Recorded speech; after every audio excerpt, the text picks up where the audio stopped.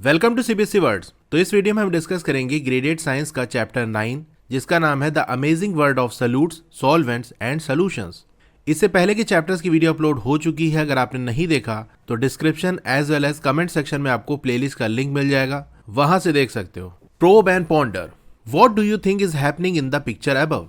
अब ऊपर जो आपको पिक्चर दी है यहाँ पर हो क्या रहा है भाई। यहाँ तो हमको गांधी जी दिखाई पड़ रहे हैं और नीचे कुछ व्हाइट सा कोई सब्सटेंस है जो कि बेसिकली सॉल्ट है यानी नमक। अब ये बात उस टाइम की है जब हमारा देश आज़ाद नहीं हुआ था, ब्रिटिशर्स इंडिया पे रूल कर रहे थे।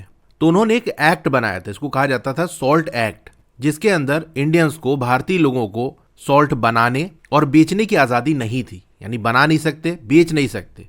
इसी के प्रोटेस्ट में गांधी जी ने एक मूवमेंट चलाई थी जहां पर वो और कई लोगों को लेकर समुद्र के किनारे गए। और जैसा कि आप जानते होंगे जो सी वाटर है वो सॉल्टी होता है, नमकीन होता है, क्योंकि उसके अंदर सॉल्ट डिसॉल्व रहती है। तो उसी सी वाटर का यूज करके उन्होंने सॉल्ट बनाई। तो यही चीज यहाँ पर दिखाई जा रही है। ये जो गांधी जी उठा रहे हैं ये सॉल्ट है।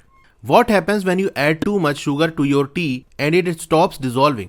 क्या हो अगर आप बहुत ज्यादा चीनी डाल दो अपनी चाय में, इतना कि वो डिसॉल्व ही नहीं हो पा रही है। How can you solve this problem. अब इस प्रॉब्लम को आप कैसे सॉल्व करोगे। Why do sugar and salt dissolve in water but not in oil. अब ऐसा क्यों होता है जो शुगर और सॉल्ट है वो वाटर में तो डिसॉल्व हो जाती है लेकिन ऑयल में नहीं। Why is water considered a good solvent? Water को गुड सॉल्वेंट क्यों कहते हैं। Why are water bottles usually tall and cylindrical in shape instead of spherical? अब जो वाटर बॉटल है वो लंबी सी क्यों होती है, सिलेंडर शेप की क्यों होती है, स्फेरिकल यानी बॉल जैसे शेप की बॉटल्स क्यों नहीं होती। तो ये कुछ क्वेश्चंस हैं। इसके अलावा और भी क्वेश्चन आपके माइंड में इससे रिलेटेड आ रहे हो तो यहाँ आप लिख सकते हो। तो चैप्टर में हम इन्हीं क्वेश्चंस के आंसर फाइंड आउट करेंगे। You must have taken an oral rehydration solution, जिसको शॉर्ट में ORS कहते हैं, at some time in your life. ORS हो सकता है आपने लाइफ में कभी लिया हो, जैसे डायरिया हो जाता है ना तो डॉक्टर रिकमेंड करते हैं कि आपको ORS लेना चाहिए। ORS is use to treat dehydration by keeping your body hydrated. ORS का यूज किया जाता है डिहाइड्रेशन को ट्रीट करने के लिए। डिहाइड्रेशन में बेसिकली ये होता है कि बॉडी से काफ़ी ज़्यादा अमाउंट में वाटर निकल जाता है और उसी वाटर के साथ साथ कुछ इंपॉर्टेंट जो सॉल्ट्स हैं जैसा कि सोडियम क्लोराइड हो गया, इसके अलावा कुछ और इंपॉर्टेंट मिनरल्स जिनकी बॉडी को ज़रूरत होती है वो भी इस वाटर के साथ निकल जाते हैं। जैसे डायरिया हो गया तो डायरिया में क्या होता है, लूज मोशन होती है, तो उसमें काफ़ी ज़्यादा वाटर बॉडी से निकल जाता है, वाटर के साथ मिनरल्स निकल जाते हैं, तो हम कहते हैं बॉडी डिहाइड्रेट हो गई है। तो ORS का यूज़ किया जाता है डिहाइड्रेशन को ट्रीट करने के लिए, क्योंकि ORS को वाटर के साथ मिक्स करके लिया जाता है तो वाटर चला जाता है, साथ में जो इंपॉर्टेंट सॉल्ट है वो भी चली जाती है, तो इस तरह से बॉडी हाइड्रेटेड रहती है। You have learned to prepare ORS at home in Curiosity grade 6। अब घर पे कैसे ORS बनाया जाता है ये आपने ग्रेड 6 में पढ़ा है। You may have wondered why every sip of your homemade ORS tastes the same no matter how much you drink। अब ये जो homemade ORS है ना, इसके हर एक सिप यानी हर एक घूंट का जो टेस्ट है वो सेम होता है, चाहे जितना आप पियो। यानी पहला घूंट पियोगे, पहला सिप लोगे तो जो टेस्ट आएगा और लास्ट सिप जो लोगे उसका जो टेस्ट है वो सेम रहता है। Why does it not taste salty in one sip and sweet in another? अब होममेड ORS के अंदर सॉल्ट और शुगर को वाटर के अंदर डिसॉल्व किया जाता है, तो ऐसा क्यों नहीं होता कि एक घूंट पीने पे हमको सॉल्टी टेस्ट आए, नमकीन टेस्ट आए सॉल्ट की वजह से, और एक सिप में स्वीट टेस्ट, मीठा टेस्ट आए, क्योंकि उसके अंदर शुगर भी तो है। तो ऐसा क्यों नहीं होता। This is because when you add sugar and salt to water they form a mixture in which the components are evenly distributed throughout. ऐसा इसलिए होता है क्योंकि जब वाटर में आप सॉल्ट और शुगर को ऐड करते हो तो वो जो मिक्सचर बनता है वहाँ पर जो मिक्सचर के कंपोनेंट है जैसे कि शुगर, सॉल्ट, वाटर, ये इवनली डिस्ट्रीब्यूट हो जाते हैं, बराबर से सब जगह फैल जाते हैं, कहीं पर कम ज़्यादा नहीं है। ऐसा नहीं होता कि सॉल्ट जो ऊपर की तरफ रह गई और शुगर नीचे की तरफ रह गई, तो स्टार्टिंग जब पियोगे तो नमकीन टेस्ट आएगा, सॉल्टी टेस्ट आएगा, और बाद में जब पियोगे यानी नीचे का पोर्शन तो वो मीठा टेस्ट आएगा क्योंकि शुगर सारी नीचे है। ऐसा नहीं होता, सब बराबर से मिक्स हो जाते हैं, तो मिक्स टेस्ट आपको फील होता है। Can you predict whether this mixture is uniform और नॉन यूनिफॉर्म। क्या प्रिडिक्ट कर सकते हो भाई, सिंपल सी बात है, अगर जो कंपोनेंट है वो इवनली डिस्ट्रीब्यूट हो गए तो हमने पढ़ा है कि वो कैसा मिक्सचर होगा, यूनिफॉर्म मिक्सचर होगा। What happens when chalk powder is mixed with water, does it form a uniform mixture. अब क्या होता है जब चॉक पाउडर को वाटर के साथ मिक्स किया जाता है तो क्या यूनिफॉर्म मिक्सचर बनता है। The answer is no. आप इसको ट्राई भी कर सकते हो, चॉक को थोड़ा ग्राइंड कर लो, पीस लो और वाटर के अंदर डालो और स्पून से अच्छे से उसको स्टिर कर दो, अच्छे से मिक्स कर दो, थोड़ी देर के लिए उसको छोड़ दो। देखोगे जो चॉक है वो नीचे की तरफ बैठने लगेगी, वो उसके अंदर डिसॉल्व नहीं होगी। बेसिकली जब कोई सब्सटेंस किसी में डिसॉल्व होता है ना तो आप ये देखते हो कि वो सब्सटेंस गायब हो जाता है। जैसे आपने शुगर वाटर के अंदर डिजोल्व की तो थोड़ी देर बाद डिजोल्व होने के बाद शुगर गायब हो जाती है, शुगर नहीं दिखाई पड़ती ना। तो वहाँ पर बेसिकली क्या होता है, हालांकि आप चैप्टर में पढ़ चुके हो इससे पहले, जैसे शुगर आपने वाटर के अंदर डाली तो शुगर के जो क्रिस्टल्स हैं यानी उसके जो दाने हैं ये ऐसे छोटे छोटे होते हैं। मैं इसको थोड़ा सा जूम करके बना रहा हूँ। जैसे मान लो ये एक क्रिस्टल है। आप ये पढ़ चुके हो कि इवन शुगर के जो क्रिस्टल है, एक छोटा दाना है, वो भी बहुत ढेर सारे पार्टिकल से मिलके बना है। मैटर पार्टिकल से मिलके बना होता है। तो ये जो क्रिस्टल है दिखने में बहुत छोटा है, लेकिन ये भी पार्टिकल से मिलके बना है, क्योंकि जिन पार्टिकल से मिलकर शुगर बना होता है वो बहुत छोटे होते हैं, आपको नेकेड आई से नहीं दिखेंगे। इनफैक्ट आप जो ट्रेडिशनल माइक्रोस्कोप है उसका भी यूज़ कर लोगे तो भी वो पार्टिकल आपको नहीं दिखेंगे। उसके लिए काफ़ी ज़्यादा पावरफुल जो इलेक्ट्रॉन माइक्रोस्कोप होता है उसका यूज़ करना पड़ता है, तब वो पार्टिकल दिखाई पड़ते हैं, यानी एटम, मॉलिक्यूल्स, आयंस। जबकि शुगर का जो क्रिस्टल है, छोटा सा दाना है, वो तो हमको दिखाई पड़ता है डायरेक्ट। तो वो भी बहुत छोटे छोटे पार्टिकल से मिलके बना होता है। जब ये शुगर वाटर के अंदर जाती है तो क्या होता है, इसके पार्टिकल्स अलग होना शुरू होते हैं और वाटर के जो पार्टिकल्स हैं उसके बीच में स्पेसेस होती है, या पढ़ ही चुके हो। उसी स्पेसेस के अंदर ये जो शुगर या सॉल्ट जो भी चीज़ आपने डाली है उसके पार्टिकल चले जाते हैं। तो जब शुगर के एक एक पार्टिकल अलग हो गए और वो इतने छोटे हैं कि आप डायरेक्टली उसको देख नहीं सकते, तो आपको लगता है कि शुगर यार हम वाटर में डाले थे और हमने स्पून से उसको मिक्स किया और शुगर गायब हो गई। तो बेसिकली वहाँ यही हुआ कि शुगर के जो पार्टिकल्स हैं वो अलग अलग हो गए और वाटर के पार्टिकल्स के बीच में जाके फिट हो गए। अब ये जो पार्टिकल है ना वो बराबर से सब जगह फैल जाते हैं, यानी वाटर के पार्टिकल्स के बीच में जो स्पेसेस है वहाँ पर बराबर से फैल जाते हैं। ऐसा नहीं कहीं पर ज़्यादा पार्टिकल ठुस गए और कहीं पर जगह खाली है, ऐसा नहीं होता।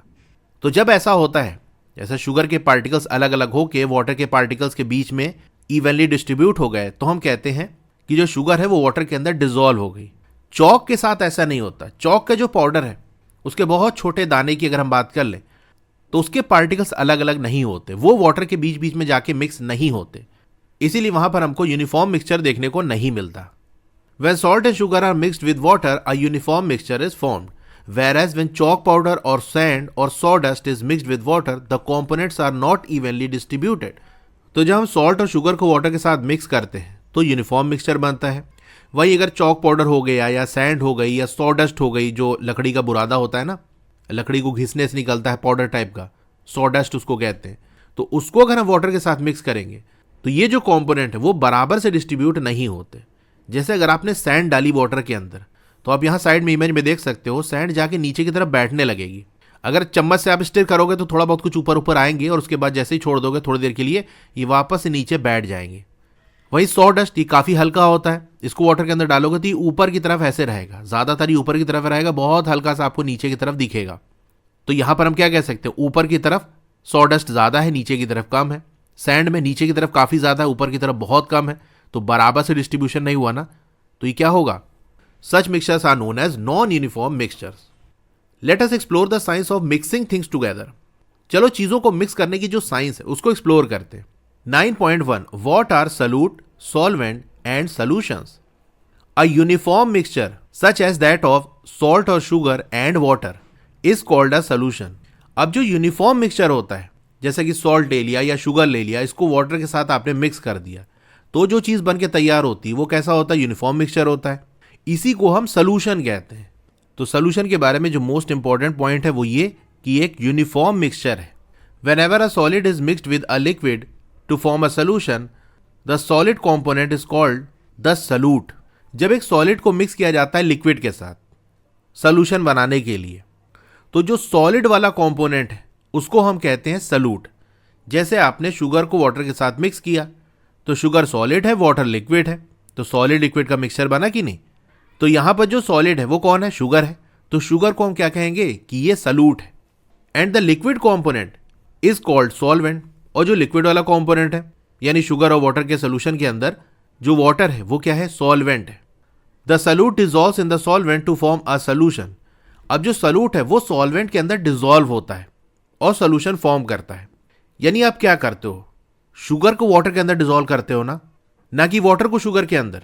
वाटर ले लिया, उसके अंदर शुगर हम डालते हैं, शुगर के अंदर वाटर नहीं भरते कि शुगर का क्रिस्टल ले लिया उसके अंदर वाटर फिल कर रहे हैं, ऐसा नहीं होता। वाटर ले लिया उसके अंदर शुगर डालते हैं। तो सॉल्यूट को डिसॉल्व किया जाता है सॉल्वेंट के अंदर। शुगर की जो पार्टिकल है वो जाके वाटर के पार्टिकल के बीच में फिट होंगे, ना कि वाटर के पार्टिकल शुगर के पार्टिकल के अंदर जा रहे हैं। तो सलूट और सॉल्वेंट जब मिलते हैं तो क्या होता है, सोल्यूशन बनता है। यहाँ साइड में आपको फिगर दी भी है 9.5, magnified schematic picture of a salute evenly distributed in a solvent. तो यहाँ पर एक सोल्यूशन है, इसका ये इतना पोर्शन एकदम जूम करके मैग्नीफाई करके दिखाया जा रहा है। तो ये ब्लू कलर वाले सॉल्वेंट के पार्टिकल्स हैं और जो येलो वाले बड़े वाले हैं ये सलूट के पार्टिकल्स हैं। When a solution is formed by mixing two liquids, it is not always clear which substance is dissolving the other. Solid और लिक्विड को मिक्स किया जाता है तो वहां तो समझ में आ गया कि भैया सॉलिड वाला सल्यूट है और लिक्विड वाला सॉल्वेंट है। लेकिन अगर ऐसा सोल्यूशन बनाया जाए जहां पर दो लिक्विड को मिक्स किया जाए तो फिर वहां क्लियर नहीं हो पाता कि कौन सा सब्सटेंस दूसरे को डिसॉल्व कर रहा है, कौन किसके अंदर डिसॉल्व हो रहा है, क्योंकि दोनों तो लिक्विड है। In such cases the substance present in smaller amount is called the solute. उस केस में जब एक सॉलिड और एक लिक्विड का मिक्सचर ना हो तब की बात हो रही है। उस केस में जिसका अमाउंट कम होगा वो सल्यूट होगा। फॉर एग्जाम्पल, आपने वाटर और अल्कोहल को मिक्स किया। वाटर आपने 2 लीटर्स लिया, अल्कोहल 1 लीटर लिया और सोल्यूशन बन गया। तो ये जो सोल्यूशन बना इसके अंदर सल्यूट कौन है, सॉल्वेंट कौन है? तो सल्यूट को कैसे पहचानेंगे? जिसका अमाउंट कम होगा। अल्कोहल का अमाउंट कम है तो यही हो गया सल्यूट। अब कंडीशन रिवर्स कर देते हैं। हमने वाटर लिया 2 लीटर, अल्कोहल ले लिया 4 लीटर। अब बताओ, इनका मिक्सचर बना के सोल्यूशन बना लिया। अब इस केस में सल्यूट कौन होगा? तो देख लो किसकी क्वांटिटी कम है, वाटर की क्वांटिटी कम है, तो water is salute in this case.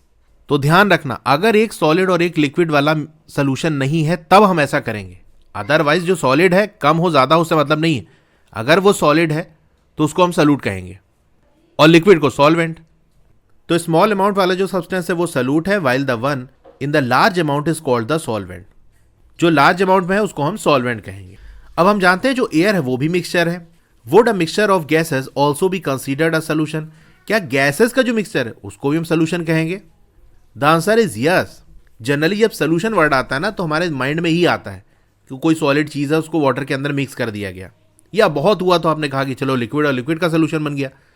लेकिन गैस को गैस के साथ मिक्स करके सोल्यूशन बन जाए, ऐसा अक्सर लोगों को नहीं पता होता, बट ऐसा होता है। गैसेस भी आपस में मिक्स करके सोल्यूशन बनाती है। Just as water can act as a solvent in liquid solutions, gases can also form a solution, with air being a common example. अब जैसा कि वाटर सॉल्वेंट की तरह एक्ट करता है लिक्विड सोल्यूशंस के अंदर, गैसेस भी सोल्यूशन बनाती है। इसका एक कॉमन सा एग्जाम्पल है एयर। एयर में क्या होता है, कई सारी गैसेस आपस में मिक्स रहती है, तो वो गैसेस का बेसिकली सोल्यूशन होता है। Air is a gaseous solution. Since nitrogen is present in the largest amount in the air, it is considered as a solvent. अब एयर के अंदर जो नाइट्रोजन है वो सबसे ज्यादा अमाउंट में होता है, तो नाइट्रोजन को हम क्या कहेंगे, सॉल्वेंट कहेंगे। while oxygen, argon, carbon dioxide and other gases are considered as solutes. वहीं और जो गैसेज हैं जो कि रिलेटिवली कम अमाउंट में होती हैं, जैसे ऑक्सीजन, आर्गन, कार्बन डाइऑक्साइड और इसके अलावा और भी जो गैसेज हैं उसको हम सल्यूट्स कहेंगे। एवर हर्ड ऑफ, क्या इसके बारे में आपने सुना? द चाशनी, जिसको हम इंग्लिश में शुगर सिरप कहते हैं, of the Indian sweet gulab jamun is made of a large amount of sugar solid dissolve in a small amount of water which is liquid. अब चाशनी के बारे में तो आपने सुना होगा, शुगर सिरप के बारे में, गुलाब जामुन के। वो कैसे बनाया जाता है? लार्ज अमाउंट शुगर डाली जाती है, शुगर जो कि सॉलिड है उसको डिजॉल्व किया जाता है स्मॉल अमाउंट वाटर के अंदर जो कि लिक्विड है। However the water is still considered the solvent and sugar as solute. अब शुगर का अमाउंट ज्यादा है, वाटर का अमाउंट कम है, लेकिन फिर भी वाटर को कंसीडर किया जाता है सॉल्वेंट और शुगर को सल्यूट। क्योंकि मैंने आपको क्या बताया कि पहली कंडीशन सल्यूट और सॉल्वेंट को आइडेंटिफाई करने की यह है कि जो सॉलिड होगा वो सल्यूट होगा, जो लिक्विड होगा वो सॉल्वेंट होगा। इन केस अगर सॉलिड और लिक्विड का सोल्यूशन नहीं है तब हम क्वांटिटी वाइज देखेंगे। तो यहां अक्सर लोगों को गलती हो जाती है, दूसरी वाली कंडीशन ही ध्यान में रहती है। अब वाटर का अमाउंट कम है, शुगर का ज्यादा है, तो वाटर का अमाउंट कम है तो वो सल्यूट होगा। अरे भैया, लिक्विड और सॉलिड का सोल्यूशन है, तो यहां पर तो हम ये देखेंगे जो सॉलिड है वो सल्यूट है, उसकी क्वांटिटी कम हो ज्यादा उससे फर्क ही नहीं पड़ता। ठीक है, तो मैं साइड में यहां पर आपको लिखा देता हूं कि अगर सोल्यूशन के अंदर सॉलिड और लिक्विड है, इनका सोल्यूशन बन रहा है तो सॉलिड होगा सल्यूट, लिक्विड होगा सॉल्वेंट। और इन केस अगर सॉलिड और लिक्विड की कंडीशन नहीं बन रही है तो जो चीज स्मॉल अमाउंट में है वो होगा सल्यूट और जो लार्ज अमाउंट में है वो है सॉल्वेंट। तो ये टॉपिक हमारा यहां पर आके कंप्लीट हो गया। क्लास 8 की और वीडियो देखना चाहते हो तो इस तरह से आपकी वीडियो चली होगी। पहले वीडियो को लाइक कर लो, चैनल को सब्सक्राइब कर लो, मोर पे क्लिक कर देना है, फिर से मोर पे क्लिक कर देना है, तो आपका डिस्क्रिप्शन ओपन हो जाएगा। यहाँ पर आपको मेरे व्हाट्सएप चैनल का लिंक मिल जाएगा, उसको ज्वाइन कर लोगे तो आपको लेटेस्ट अपडेट मिलती रहेगी। डोंट वरी, आपका नाम और फोन नंबर किसी को भी विजिबल नहीं होगा। फिर क्लास 8 की बेस्ट बुक का लिंक मैंने दे दिया है, इस लिंक पे क्लिक करके यहाँ से परचेस कर सकते हो। अब अगर आपको स्टडी मटेरियल चाहिए, जैसे नोट्स हो गया, एक्सरसाइज के सॉल्यूशन हो गया, तो मेरी वेबसाइट विजिट कर सकते हो। और नीचे आओगे तो क्लास 8 मैथ्स की चैप्टर वाइज प्लेलिस्ट मिल जाएगी। जिस चैप्टर की वीडियो देखनी है उसके साथ में जो लिंक है उस पर आप क्लिक करोगे तो उस चैप्टर की प्लेलिस्ट ओपन हो जाएगी। और नीचे आओगे तो और भी जो सब्जेक्ट्स हैं उनकी प्लेलिस्ट का लिंक मिल जाएगा। Okay, thank you.